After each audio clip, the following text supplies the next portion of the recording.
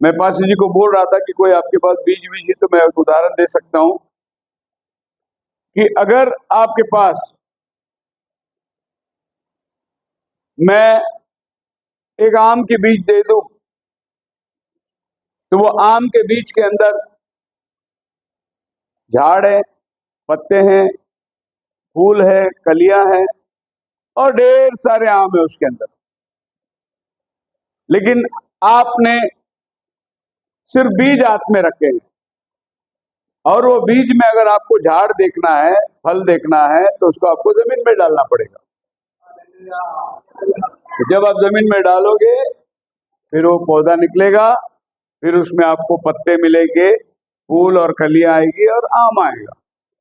जब तक आप वो बीज अपने घर में अलमारी में रखे तो वो बीज ही रहेगा, उसमें से जीवन भर प्रकट नहीं होगा। उसी तरीके से हम लोग भी जब तक यीशु मसीह में मरेंगे नहीं, गाड़े नहीं जाएंगे, तब तक हम लोग भी फलवंत नहीं हो सकते, क्योंकि हम परमेश्वर के बीज हैं और इस बीज के अंदर परमेश्वर ने बहुत सारे बीज समा के रखा हुआ है। तो ये जो फलवंत होने का जो गुण है ये आपके अंदर है। सो आपके अंदर से आपका जो बीज है वो बाहर निकला, वही आपका बेटा है, आपके बेटी है। तो शादी से पहले वो बच्चे किधर थे? इनके अंदर थे। वो जब शादी हुई तो उनको एक जमीन मिला। जमीन कौन है? जो स्त्री है वो जमीन है। और जैसे हम जमीन में बीज डालते हैं वैसे स्त्री के गर्भ में बीज जाता है और फिर वो फलता है। इसीलिए बाइबल में स्त्रियों का नाम नहीं आता, खाली पुरुषों का नाम आता है, क्योंकि बीज पुरुष में से आता है। स्त्री खाली एक जमीन है जो उस बीज को फलवंत करके देती है। आप पढ़िए मत्ती की किताब, उसकी पहली अध्याय 1, 2, 3 वचन, तो आपको समझ में आएगा कि परमेश्वर ने बीज को कैसे समा के रखा है। हाँ पढ़िए। हाँ हाँ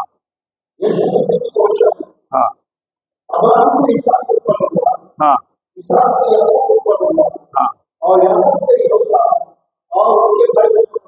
अब्राहम से इसाक, इसाक से याकूब, याकूब से यूसुफ। इसमें औरतों का नाम आया? क्यों नहीं आया औरतों का नाम? क्योंकि औरत के पास बीज नहीं है। बीज अब्राहम के अंदर है, अब्राहम से इसाक के अंदर है, इसाक से याकूब के अंदर है। देखो औरतों का नाम नहीं है वहां पर, क्योंकि औरत जो है वो जमीन है और बीज लेकर वो उसको फलवंत करती है। उसी तरीके से परमेश्वर का राज्य में जब लोग आते हैं तो एक बीज के समान हम होते हैं, और ये जब तक बीज जमीन में नहीं जाता तब तक वो फलवंत नहीं होती है। यहाँ मैंने आपको गेहूं का बीज दिखाया, तो ये गेहूं का बीज को आप बोतल में बंद करके या कहीं अलमारी में रख दो, 10 साल के बाद लो वैसे ही रहेगा। लेकिन यही गेहूं को अगर आप जमीन में डाल दो और उसको पानी दो तो आपको 2 दिन में उसमें जान दिखेगा, पौधा दिखेगा। फिर वो पौधा बड़े होंगे और उस पौधे के अंदर बहुत सारे गेहूं हैं। एक पौधा नीचे जाकर एक झाड़ आता है, उसमें कितने गेहूं लगते हैं? 1000 गेहूं लग जाते हैं उसमें। आपने कितना बीज डाला? 1 डाला। जब वो पेड़ आया तो कितने बीज मिले? 1000 बीज मिले। ये 1000 बीज किधर थी? वो एक बीज के अंदर थी। बोलो हालेलुया। तो हम सब लोग किधर थे? यीशु मसीह जो एक बीज है, हम सब यीशु मसीह में थे। और जब यीशु मसीह आसमान से आया, धरती में गाड़ा गया, तीसरा दिन मुर्दों में से जी उठा, आज हम सब लोग यीशु मसीह के बीज बन गए हैं। यीशु मसीह पर विश्वास करने से हम उसके बीज बन गए। बोलो हालेलुया। अभी अगर ये बीज को फलवंत होना है तो इसको भी मरना है, इसको भी दफनाया जाना है। अभी हम लोग कैसे मर सकते हैं? तो बाइबल कहता है जब यीशु मसीह पर हम विश्वास करेंगे कि वो मेरे लिए मारा गया, मेरे लिए गाड़ा गया और मेरे लिए जी उठा, तो हम उसके मरण को कबूल करते हैं। अब यीशु मसीह ने कोई पाप नहीं किया, यीशु ने कोई चोरी नहीं किया, उसने कोई अपने मुंह से गलत बात नहीं बोली, फिर उसको क्यों क्रूस पर मारा गया? क्यों उसको इतनी कठिन शिक्षा दी? क्योंकि आप और हम किसी ना किसी मरी हुई वस्तुओं के ऊपर जीते हैं। कल दोपहर को हम लोग आए तो बढ़िया चिकन खिलाया गया हमको। देशी था इंग्लिश था? देशी था, पाला हुआ चिकन खिलाया। क्योंकि हम लोग शहर में देशी नहीं खाते, हम लोग शहर में इंग्लिश खाते, और इंग्लिश में जान नहीं होती है, जान देशी में होती है। और हम लोग जो घी खाते हैं मिलावट का घी खाते हैं, तुम लोग असली घी खाते है नहीं? असली घी तुम लोग खाते, वचन नकली मिला है तुम लोग को। हम लोग नकली घी खाते लेकिन वचन असली मिल गया हम लोग। तो हम किसी मरी हुई वस्तु के ऊपर जीते हैं। जैसे कल हमने मुर्गी खाई, मुर्गी था मुर्गा था? मुर्गा था। हमने मुर्गा खाया तो मुर्गा मर गया। क्यों मरा वो? ताकि हम जिंदा रहे, बराबर है? वो खाया तो हम जीवित है। अब कल मुर्गा खिलाया, आज हम लोग को कितनी ताकत मिली, हम लोग खड़े हुए हैं आज। तो हम लोग मरी हुई वस्तुओं के ऊपर जीते हैं। गेहूं अगर जमीन में डाला तो पौधा बनता है, अगर इसको पीस लिए तो आटा बनता है, आटा से चपाती बनती है, हम चपाती खा के जीते हैं। मतलब मुझे जीने के लिए गेहूं को मरना पड़ा। हालेलुया, आई बात समझ में?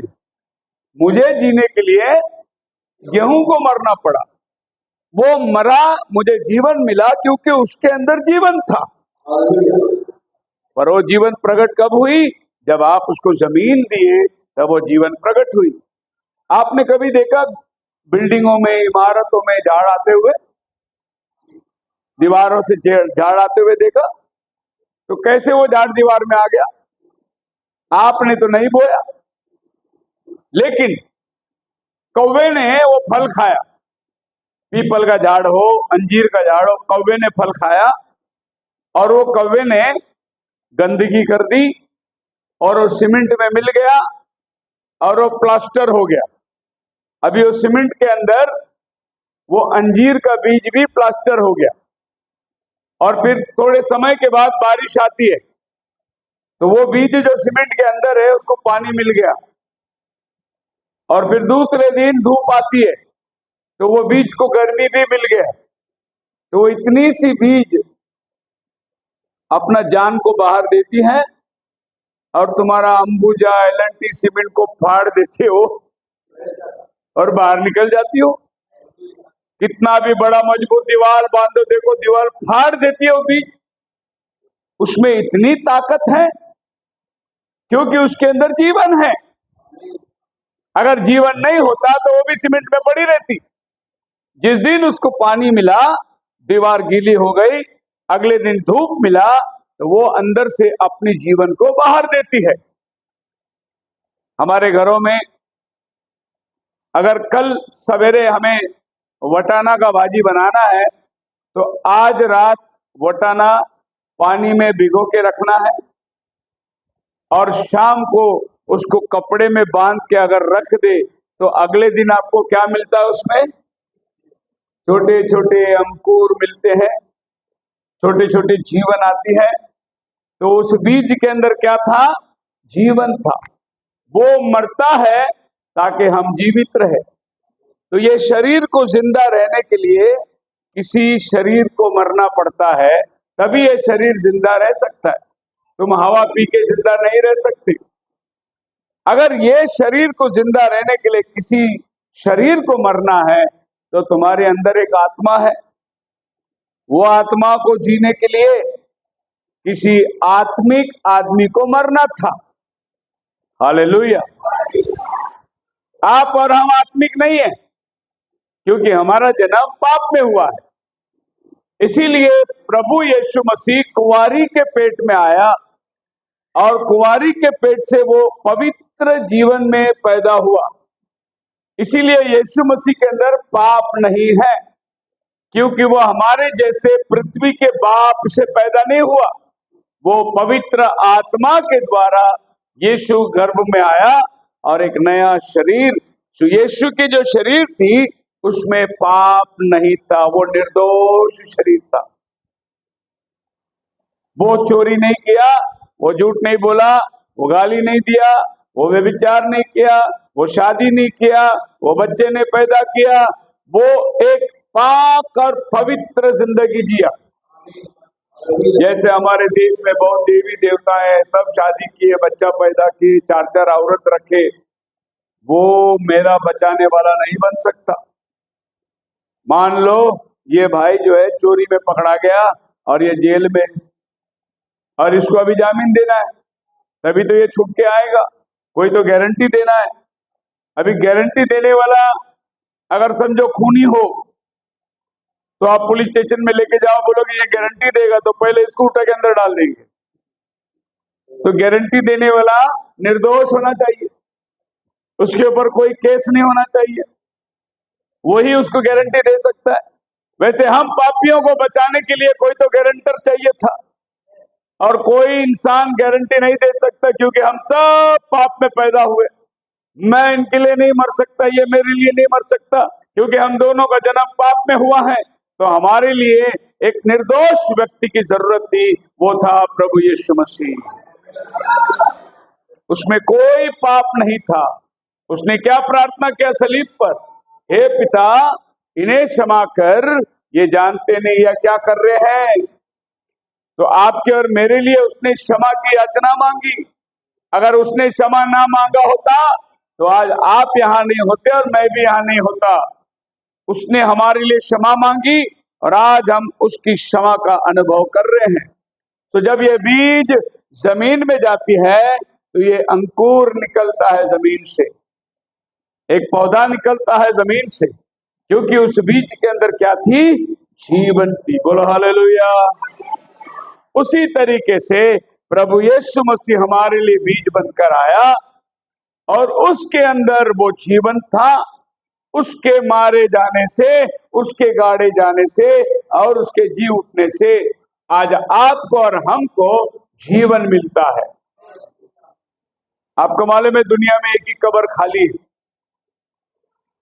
बाकी सब कब्र बंद है। उस कब्र के अंदर सड़ी हुई हड्डियां पड़ी हुई है, लेकिन एक कब्र दुनिया में खाली है। वो किसका कब्र है? प्रभु यीशु मसीह का कब्र, क्योंकि वो तीसरा दिन मुर्दों में से। अभी दुनिया में लोग सब कब्र में जाके माथा टेक के आते हैं, पैगंबर के, ऋषि मुनियों के कब्र में जाके माथा टेकते हैं, लेकिन हमारे लिए जो क्रूस पर मारा गया वो कब्र खाली है, उसके अंदर कोई भी नहीं है, क्योंकि वो मुर्दों में से तीसरा दिन जिंदा। सो बपतिस्मा क्या है? आप प्रभु में मारे जाते, यानी आप पाप की क्षमा प्रभु से मांगते हैं, प्रभु से कहते हैं प्रभु मुझे क्षमा कर, मेरा जन्म पाप और मेरा कर्म पाप। हम लोग दो पाप में पड़े हुए हैं, एक जन्म पाप और दूसरा कर्म पाप। जन्म पाप क्या है? मेरा माँ बाप का पाप जो मेरे ऊपर आया, मेरा माँ बाप ने जो गलती की वो मुझ पर आया, उसको बोलते हैं जन्म पाप। उसका जिम्मेदार मैं नहीं हूं, उसका जिम्मेदार मेरा बाप आदम है।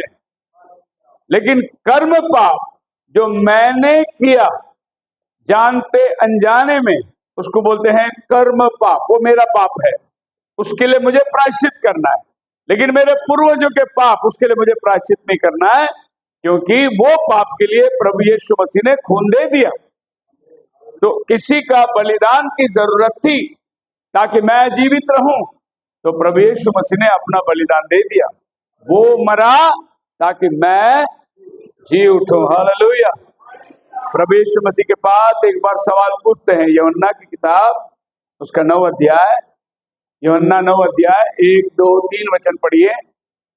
एक सवाल पूछते हैं यीशु मसीह के पास। फिर जाते हुए उसने एक मनुष्य को देखा, हाँ, जो जन्म से अंधा था, जन्म का अंधा था, और उसके चेलों ने पूछा हे रब्बी, हाँ, किसने पाप किया था? किसने पाप किया? यह अंधा जन्मा। ये अंधा पैदा हुआ। पहले जमाने में क्या मानते थे? ये लंगड़ा पैदा हुआ, ये अंधा पैदा हुआ तो इसके माँ बाप ने बहुत पाप किया होगा, इसके लिए इसके ऊपर वो पाप उतर के आया, ऐसा लोग मानते थे। इसीलिए यीशु मसीह को पूछते, प्रभु ये अंधा आदमी क्यों अंधा पैदा हुआ? इसका पाप है या इसके पूर्वजों का पाप है? प्रभु यीशु मसीह ने बोला, ना तो इसके पाप ना इसके पूर्वजों के पाप, तुम आज परमेश्वर की महिमा को देखोगे, इसीलिए ये अंधा पैदा हुआ है। मतलब तुम जानोगे कि मैं अंधे को आंखें देने के लिए आया है। Praise the Lord. ऐसे दुनिया में कोई अंधे को आंखें नहीं दिया, कोई लंगड़े को नहीं चलाया, कोई मुर्दे को नहीं उठाया। केवल प्रभु यीशु मसीह एकमात्र व्यक्ति था जो आपके और हमारी तरह दुख उठाकर, हमारी जिंदगी में जीकर, हमारे लिए क्रूस पर चढ़कर हमें एक नया जिंदगी देने का एक बहुत बड़ा अनुग्रह किया। तो आज हम लोग जब पानी में जाएंगे तो यीशु मसीह के नाम से हम मारे जाएंगे, हम गाड़े जाएंगे और हम लोग मुर्दों में से जी उठेंगे, है नहीं? इधर बेटा, कल रात भी तू ही आया था ना, तेरे को ही पकड़ता रहूंगा मैं हमेशा। देखिए ये बंदा है पानी में खड़ा हुआ, इधर देख, इधर ऐसा ऐसे हाथ कर, हाँ। अब ये कबूल करता है, मैं पापी हूं, मुझ पर दया कर, मैं जानता नहीं था, अनजाने में मैंने जो कुछ किया, तू मुझे क्षमा कर। मेरे पाप, मेरे पूर्वजों के पाप, मेरे माँ बाप के पाप, सब पाप को मैं कबूल करता हूँ। अपने लहू से धोकर मुझे शुद्ध कर। मैं वादा करता हूँ तेरे साथ चलूंगा, तेरे वचनों पर बना रहूंगा, तेरे आज्ञा का पालन करूंगा और तेरा आने का इंतजार करूंगा। यीशु मसीह के नाम से मांगते हैं, हालेलुया। अभी इसने पाप कबूल की और ये आदमी प्रभु के साथ मर गया। जब हम बोलते हैं ना, प्रभु तू मेरे लिए मारा गया, मैं तेरे बलिदान को कबूल करता हूं, तो ये आदमी मर गया। अब इसको मैं क्या करता हूं? पानी में गाड़ता हूं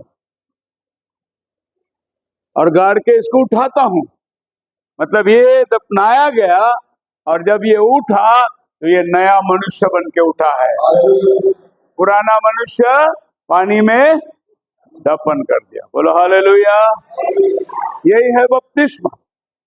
वो पानी अपना पाप को नहीं धोता, लेकिन अपना पाप को धोने वाला यीशु का लहू है। लेकिन हम विश्वास से ये पानी में उसके साथ मारे जाते। मतलब ये हुआ कि प्रभु ने जो कर्जा हमारे लिए 2000 साल पहले दिया था, उस कर्जे को मैं कबूल करता हूं और मैं पानी में डूबकर बाहर निकलता हूं, तो एक नया मनुष्य मुझ में। तब परमेश्वर अपनी आत्मा से तुम्हें अभिषेक करता है, पवित्र आत्मा को तुम्हारे मनों में भेजता है और तुम परमेश्वर के आत्मा पाकर खुदा के बेटे और बेटियां बन जाते हो।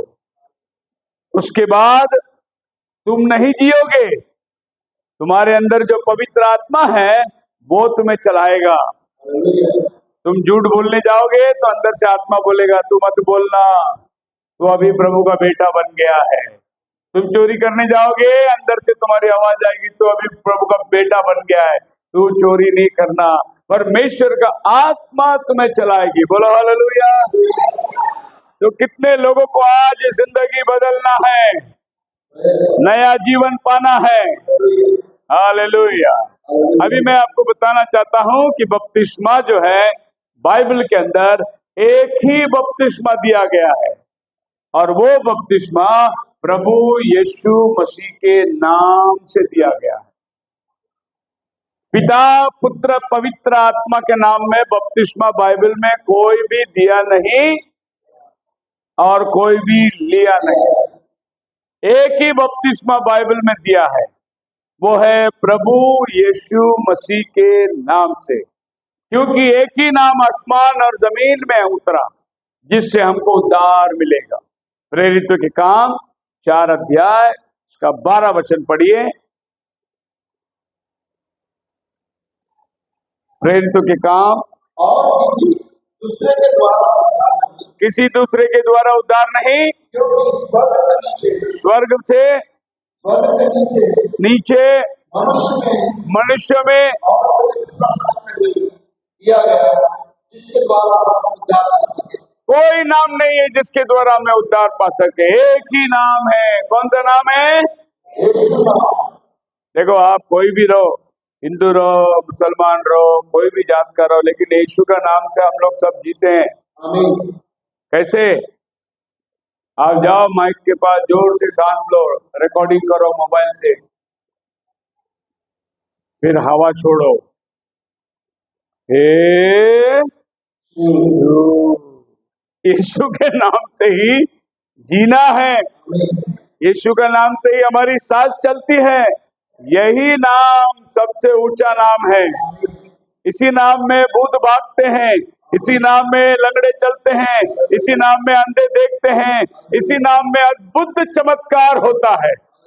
तो जब आज आप उस नाम में बपतिस्मा लोगे तो आपके जीवन में एक बड़ा चमत्कार हो जाएगा और आपका जीवन खुदा का बेटा और बेटियों के समान बदलता चला जाएगा। अभी क्या ये जरूरी है आपको ये बताने कि पिता, पुत्र, पवित्र आत्मा के नाम में जो संताएं बपतिस्मा देती है, ऐसा बपतिस्मा बाइबल में कोई भी नहीं दिया। कारण मैं आपको बताना चाहता हूं। किधर है वो लड़का? भाग गया? ए बेटा, इधर आ तू। आजा आजा आजा। शाबाश। देखो, मान लो ये पिता है। अगर मैं आपको पिता के नाम से गाड़ता हूं तो सोचो कि पिता आपके लिए मरा? नहीं। आपके लिए कौन मरा? यीशु। फिर पिता को क्यों गाड़ते हो? आप जब इसको पवित्र आत्मा का नाम से गाड़ते हो तो क्या आत्मा मरती है? फिर क्यों आत्मा को मारते हो? आपके लिए कौन मरा? यीशु। कौन गाड़ा गया? यीशु। कौन जी उठा? यीशु। यही तो नाम में पाप की क्षमा है।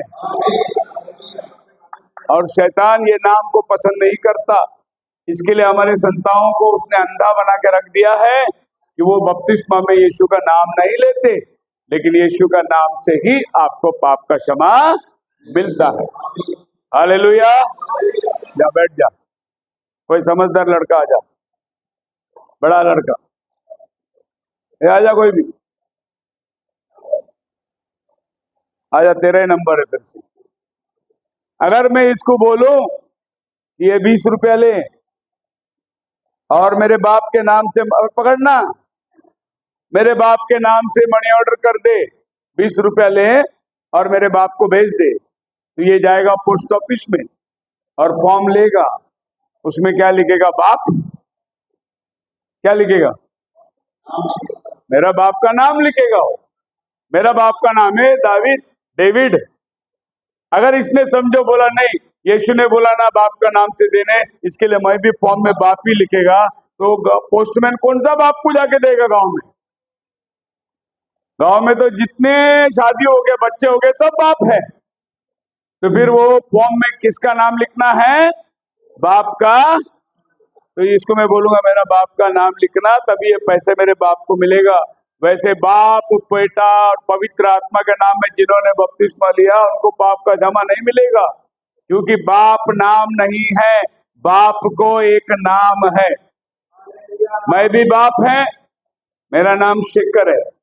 तुम भी बाप है, आपका नाम नहीं, तुम्हारा नाम बाप है नहीं, तुम बाप है ना, फिर तुम्हारा नाम नाम अलग है। बाप है वो, लेकिन नाम अलग है। वैसा हमारा स्वर्गीय बाप है, लेकिन उसको नाम है। वो नाम जानना बहुत जरूरी है। नाम नहीं मिले तो फिर कैसे हो सकता? मान लो अभी ये लड़के को पैसे में ले लिया और इसको बोला जा सामने की दुकान में और मेरा नाम बोलकर 1 किलो शक्कर ले आ। अब ये बंदा दुकान में जाता है, अरे रुक, दुकान में जाके दुकानदार को बोलता है, उसने बोला मेरे नाम से 1 किलो शक्कर दे दो। तो दुकान वाला चोपड़ी लेगा और बोलेगा नाम बोल। ये बोलेगा उसने बोला मेरे नाम से लो। दुकान वाला बोलेगा नाम बोल। ये बोलेगा उसने बोला मेरे नाम से लो। अरे बेवकूफ, नाम तो बता। तो आज जो पादरी लोग बाप के नाम से, बाप के नाम से, बाप के नाम से, अरे नाम तो बता। जब तक ये दुकानदार को शेकर नहीं बोलता तब तक शक्कर नहीं मिलता इसको। तो आपको नाम लेना जरूरी है। जब तक आप यीशु नाम नहीं बोलेंगे आपको पाप का क्षमा, तो आपको पाप का क्षमा के लिए नाम लेना जरूरी है। बोलो हालेलुया। अभी बेटा तो मैं भी हूं, बेटा तो आप भी है, बेटा तो आप भी है, लेकिन हम तीनों का नाम अलग अलग है। तो बाप का नाम क्या था जो ये धरती में उतर कर आया? यीशु मसीह कहता है मैं मेरे बाप के नाम से आया हूं, ये नाम मेरा नहीं है। मतलब यीशु मसीह आसमान से एक नाम लेकर आया, वो था बाप का नाम, सबसे श्रेष्ठ नाम। उसी नाम में पाप की क्षमा मिलती है। और पुत्र का नाम क्या है? वो पुत्र देने की उसका नाम यीशु रखना। पवित्र आत्मा का नाम क्या है? मेरे नाम से पिता पवित्र आत्मा को भेजेगा। कोई और नाम से पवित्र आत्मा नहीं आता, यीशु के नाम से पवित्र आत्मा आता है। तो जब तो प्रभु यीशु मसीह, प्रभु बोले तो पिता, यीशु बोले तो पुत्र, और मसीह बोले तो पवित्र आत्मा। तो प्रभु यीशु मसीह पिता पुत्र पवित्र आत्मा का नाम ठहरता है। तो हमारा डॉक्टर कौन है? प्रभु यीशु मसीह। उसने भी बोला ये काम करते रहो, और उसका काम करने का तरीका ऐसा है कि इससे पहले कि हम काम करें, वो खुद करके हमें बताया कि तुमने कैसा करना है। वो खुद करके बताया और फिर हमसे कहा कि तुमने भी ऐसा ही काम करना है। तो प्रभु भोज की विधि 3 बातों से संबंधित है। एक है दाखरस, और दूसरी है रोटी, और तीसरा विधि है पांव धोने का। ये 3 विधि मिलकर प्रभु भोज की आराधना बनती है। जैसे आप खाना पकाते हो, दाल उबालते हो, उसमें मिर्ची डालते हो, नमक डालते हो, मसाला डालते हो, तभी तो दाल स्वादिष्ट होगा। नहीं नमक डाले तो कैसे होगा? तो हमारा विश्वासी जीवन भी अगर परमेश्वर को स्वादिष्ट होना है तो उसमें मसाला भी डालना है, नमक भी डालना है, प्रभु भोज भी करना है, बपतिस्मा भी लेना है। ये सब मिलकर हमारा जीवन स्वादिष्ट बन जाएगा। हालेलुया। तो ये 3 संबंधित बातों में से मैं आपको पहली बात बताता हूं, दाखरस।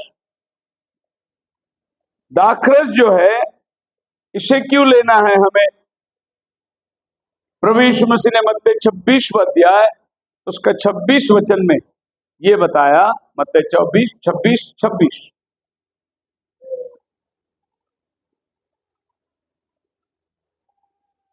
हाँ पढ़िए जी। तो यीशु ने रोटी ली और आशीष मांगकर तोड़ी हाँ और चेलों को देखकर कहा, हाँ, लो खाओ, यह मेरी देह है। ये मेरा देह है। प्रभु यीशु मसीह ने चेलों को बिठाया और रोटी ली और उसको तोड़ी और कहा ये खाओ, ये मेरा शरीर है, ये तुम्हारे लिए तोड़ा गया है, ये शरीर मैंने तुम्हारे लिए क्रूस पर चढ़ाया। तो प्रभु यीशु मसीह के शरीर में से अगर हमें खाना है तो ये रोटी जब हम आशीर्वाद देते हैं तो ये प्रभु का शरीर बन जाता है। और हम इसमें से जब खाते हैं तो प्रभु का शरीर हमारे अंदर उतर कर आता है, क्योंकि 2000 साल पहले वो क्रूस पर चढ़ा। 2000 साल हो गया और आज हम लोग उसके बलिदान को कैसे याद करेंगे? ये रोटी के साथ जब हम इसे अपने हाथ में लेते हैं, बोले प्रभु तू मेरे लिए मारा गया, तेरे कुचले जाने से मुझे जीवन मिली, तेरा शरीर को इस तरीके से छेदा गया, 39 कोड़े के फटके मारे गए, उसके हाथ में पैर में खीले मारे गए, सर में कांटों का मुकुट लगाया गया, उसके छाती में भाला फेंक के मारा गया।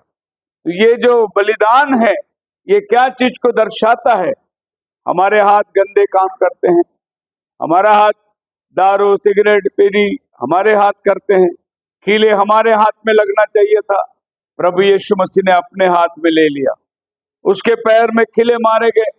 हमारे पैर गंदे रास्ते में गए, हमारे पैर जो है चोरी करने गई, हमारा पैर शराब के अड्डे में गई, हमारा पैर में खिले लगना चाहिए था। यीशु मसीह ने अपने ऊपर ले लिया और बोला मेरे बच्चों को कोई हानि नहीं, ये दुख मैं लेता हूँ। उसके सर पे कांटों का मुकुट लगाया गया। मनुष्य का हर विचार गंदगी से भरा है। हर कोई पाप पहले वो इधर सोचता है, उसके बाद जाके वो करता है। मनुष्य का विचार में सब गंद, बुरा सोच, सब कुछ परमेश्वरीय जगत को नाश करने के पहले उत्पत्ति की किताब 6वें अध्याय उसका 5 वचन में लिखा है, मनुष्य जो कुछ सोचता है सो बुरा ही सोचता है। सो कांटों का मुकुट आपके और मेरे सर में लगना था, लेकिन प्रभु यीशु के सर पे लग गया। हालेलुया। वो भी उसने अपने लिए ले लिया। उसके छाती में भाला फेंक के मारा गया। ये मनुष्य का हृदय है, और मनुष्य का हृदय कपटी। उसके साथ ऐसा हुआ, मैं छोड़ूंगा नहीं उसको। उसने मेरे साथ ऐसा किया, मैं छोड़ूंगा नहीं। हर एक पाप का उत्पन्न हमारे दिल में हम सोचते हैं, नफरत हमारे दिल में हम सोचते हैं। प्रभु यीशु मसीह ने भाला अपने ऊपर ले लिया। वो भाला आपको और मुझको लगना चाहिए था, तो प्रभु ने सारा जख्म अपने ऊपर लेकर आपको मुक्त किया, आपको रिहाई दिया।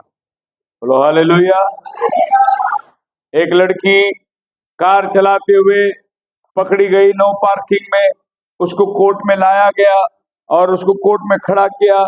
जज साहब कुर्सी में बैठे हैं और उस लड़की को बोले कि 300 रुपए जुर्माना। कितने? 300 रुपए जुर्माना उसके ऊपर ठोक दी। और जज साहब कुर्सी से उठे, अपनी जेब में से पर्स निकाले, 300 रुपए निकाल कर उस लड़की को दिया और 300 रुपए की पर्ची फाड़ी और उसने लड़की को हाथ पकड़कर अपने घर लेके गया, क्योंकि वो उसी की बेटी थी। लेकिन जब वो कुर्सी पे बैठा तो बेटी और बेटा नहीं होता। अपराधी अपराधी है और जज साहब है। तो जज साहब ने बोला 300 रुपए दंड तेरे ऊपर। और फिर बाप होने के नाते जज का कुर्सी से उठकर बाप बन गया और 300 रुपए देके बेटी को छुड़ा के ले गया। हमारा परमेश्वर जज था, न्यायाधीश था। आप कचहरी में खड़े थे, पाप के दलदल में खड़े थे। उसने बोला मौत के बदला मौत। उसने ठोक दी कि तेरे लिए एक इंसान को बलिदान होना पड़ेगा, और खुद अपने कुर्सी से उठा, इंसान बनकर दुनिया में आया और खुद क्रूस पर चढ़कर आपका और मेरा दंड भरा। और आज उसने आपको और हमको बेटा बेटी करके अपने पास बुलाया। वही परमेश्वर है जिसने मेरे लिए कर्जा चुकाया, मेरे लिए उसने एक एक दमड़ी दिया। जब प्रभु क्रूस पे बोला पूरा हुआ, मतलब आपका पाप का कर्जा एक एक मेरा प्रभु ने चुका दिया। वो तोड़ा हुआ शरीर ये रोटी है। तो जब हम ये रोटी को खाते हैं तो हमको याद करना है कि मेरे प्रभु को कितने मार लगे थे। उसके सर पे कांटों का मुकुट लगाए, उसकी आंखों में पट्टी बांधे, उसको थप्पड़ मारे, बोले बता किसने भविष्यवाणी किया। उसके मुंह पे थूके, उसके मुंह थूक दाढ़ी से गिल के गल रही थी, फिर भी उसने कुछ नहीं बोला, क्योंकि बोला कि अगर मैं कुछ बोलूं तो आसमान से फरिश्ते आके लड़ेंगे, लेकिन फिर आपको पाप से बचाएगा कौन। इसलिए वो खामोश रहा ताकि आपको पाप से मुक्ति मिले। ये लहू, ये रोटी। अब लहू क्या है? ये प्रभु यीशु का खून है। क्या प्रभु ने बोला ये मेरा रोटी है जो मैं तुम्हारे लिए दे रहा हूं। और इसी रीति से उसने प्याली के बाद कटोरा भी लिया कटोरा भी लिया और कहा ये कटोरा मेरे लहू की नई वाचा है। ये कटोरा मेरे लहू की नई वाचा है। जब कभी पियो हाँ, तो मेरे स्मरण के लिए यही किया करो। ये मेरा लहू का वाचा है। अब ये दाखरस है। ये रस कैसे निकालता है? जब आप अंगूर को कुचलते हैं तो क्या निकलता है? जूस निकलता है उसका, है नहीं? तो यीशु मसीह ने बोला ये मेरा खून है। कैसे? जब यीशु मसीह को क्रूस पर कुचला गया तो वहां से क्या निकला? लहू निकला। और ये दाखरस लहू के समान आज हमें पीना है, क्योंकि उसका लहू हमारे पापों को धो देता। बहुत लोग क्या करते, जिंदगी भर काम करते, पाप करते, जब रिटायर हो गया, बूढ़ा हो गया, तो तीर्थ यात्रा करते, गंगा नहाने को जाते। किधर जाते? गंगा में पाप धुल के आते ना। तो इतना लोग जाके गंगा में नहाते, सब पाप धुला के आते। पानी हमारे पाप को नहीं धुला सकता। हमारे पाप को धुलाने के लिए कोई तो खून देना पड़ता है, और दुनिया में कोई खून नहीं दिया हमारे लिए।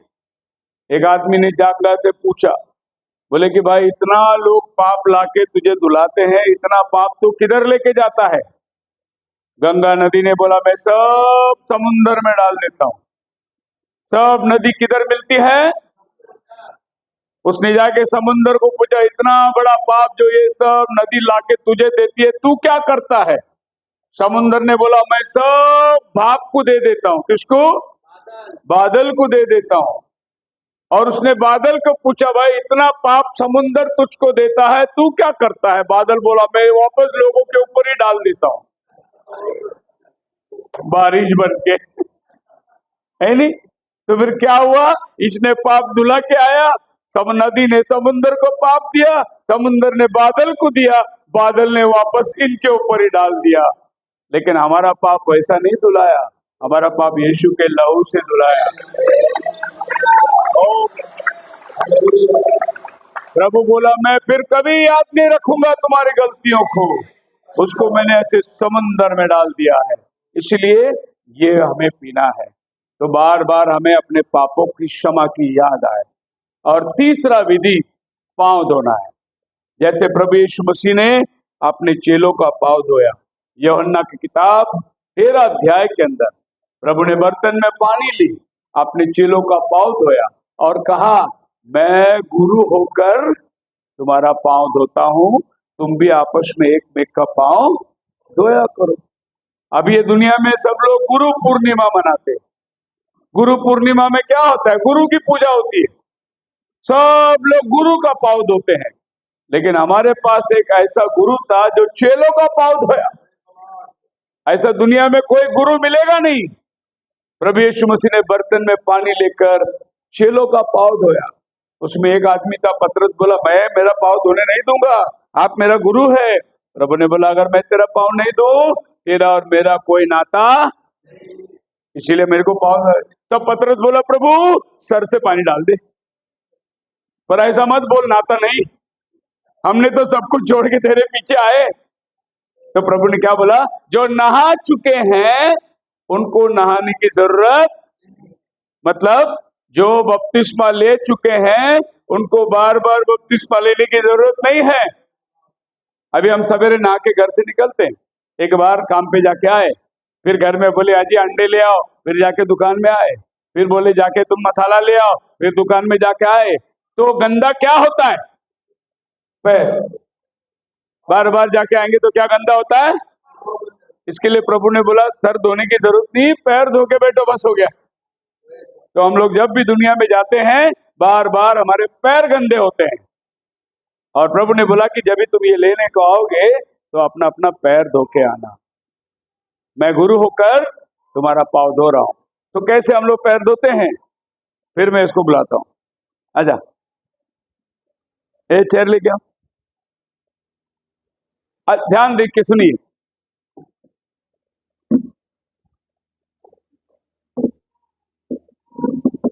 बट ये मेरा भाई है नहीं? अभी हम दोनों प्रभु बोझ लेना है, हमको प्रभु बोझ लेना है। तो मैं इस भाई को कुर्सी पे बिठाता हूं और एक मग्गा पानी लेता हूं। ज्यादा घसने की जरूरत नहीं, खाली नम्रता दिखाना है। एक मग्गा पानी लेकर मेरे भाई के पैर में धोता हूं। धोने के बाद टॉवल लेके उसको पोंछता हूं। ये भाई जो है क्या करेगा? मेरे लिए प्रार्थना करता रहेगा। क्या प्रार्थना करेगा? प्रभु ये भाई मेरा पैर धो रहा है, मैं इसके लायक नहीं हूं, फिर भी ये मेरा पैर धो रहा है, ये मेरा पैर नहीं धो रहा है, ये तेरा पैर धो रहा है, क्योंकि आज यीशु का पैर धोना है हमें। पर यीशु किधर है आज? मेरे भाई के अंदर है। यीशु किधर है? मेरे बहन के अंदर है। तो जब मैं मेरा भाई का पैर धोता हूं तो मैं यीशु का पैर धोता हूं। अभी मैंने पैर धो दिया, अब ये आगे आएगा और मैं बैठूंगा, अब ये मेरा पैर धोएगा। धो रहे, ये पानी लेगा, जैसा मैंने मग्गा लिया, पानी लेके मेरा पैर धोगा। और मैं इसके लिए दुआ करूंगा, प्रभु मैं लायक नहीं, फिर भी ये मेरा पैर धोना है, क्योंकि ये यीशु को मुझ में देख रहा है। फिर हम दोनों ने पैर धो लिए, हाथ मिलाएंगे, गले मिलेंगे और फिर हम लोग इधर आएंगे। फिर ये प्रभु को जाप लेंगे। हालेलुया। इससे क्या होगा? प्रभु के अंदर कोई बड़ा नहीं, कोई छोटा नहीं। अगर मैं पास्टर जी का पैर धोऊं तो मैं उसके लिए छोटा बन गया, जब पास्टर जी मेरा पैर धोएंगे तो वो मेरे लिए छोटे बन गए। इस तरह हमारे अंदर प्रभु का प्यार हमेशा बना रहेगा। और ये रोटी, ये दाखरस। अभी मैं आपको एक और फायदे की बात बताता हूँ। यीशु मसीह के कोड़े खाने से हम लोग क्या हो गए? तो ये रोटी आप खाते रहोगे, कभी भी बीमार नहीं पड़ोगे। ये दवाओं का दवा है, आप कभी भी महारोग से बीमार नहीं पड़ोगे। यीशु के कोड़े खाने से हम, आप जब ये लहू पीते रहोगे तो आपको कोई दवाई की जरूरत नहीं है। कितना भी कोरोना आने दो, प्रभु की करुणा हमारे साथ रहेगी। अभी महामारी आने वाली है, बड़े से बड़े बीमारी आने वाली है, प्रभु आपकी रक्षा करेगा। ये दाखरस और ये आगे पास्टर जी आपको ये देते रहेंगे। आपको जैसे जैसे समय मिलेगा आप इसका अनुकरण करते जाए, और आज हम लोग इस प्रभु भोज के अंदर शामिल हो जाएंगे।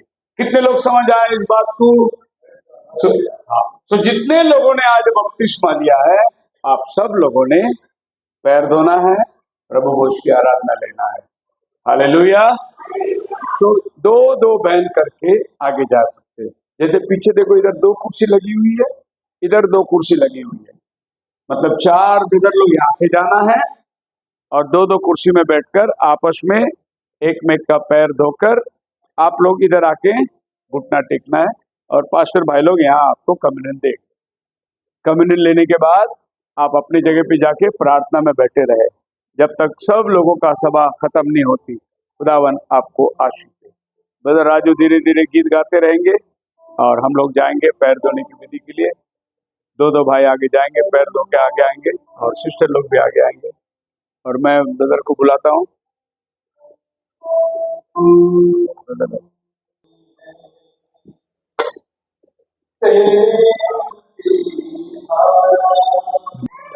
हैंकरचीफ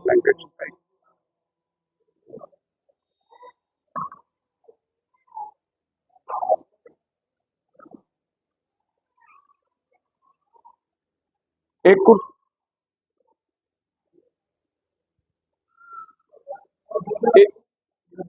2 जन और जाइए, एक कुर्सी खाली है, आगे से जाइए, सिस्टर लोग जाइए।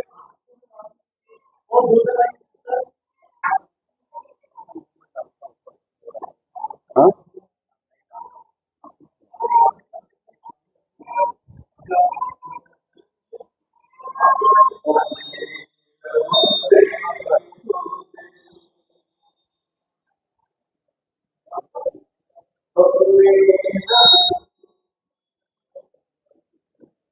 इधर आइए, इधर आइए।